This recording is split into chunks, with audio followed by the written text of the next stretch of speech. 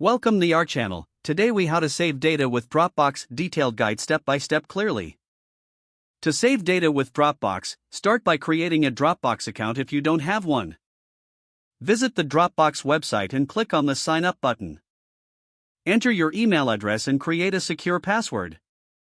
Follow the prompts to complete the sign up process. Once your account is set up, download the Dropbox application on your device. You can find it on the Dropbox website or the App Store for your specific device. Install the application by following the on-screen instructions. After installation, open the Dropbox application and log in using your account credentials. Once logged in, you will see your Dropbox folder. To save files, you can simply drag and drop them into this folder.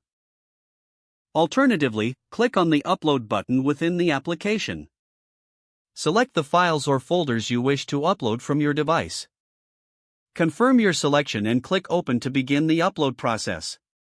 You can also save files directly from other applications. Most apps allow you to choose Save As and select Dropbox as the destination. To organize your files, create folders within your Dropbox. Right-click in the Dropbox folder and select New Folder. Name your folder appropriately and click Create.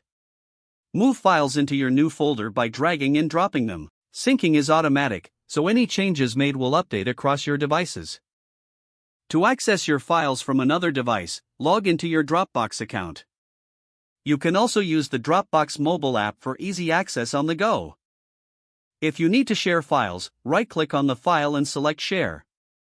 Enter the email addresses of the people you want to share with. You can also generate a link to share with anyone. For added security, set permissions to determine if recipients can view or edit the file. To keep your files organized, remember to regularly delete unnecessary items. You can do this by selecting the files you want to remove and pressing the Delete key. Consider using the Dropbox backup feature for extra protection of important files.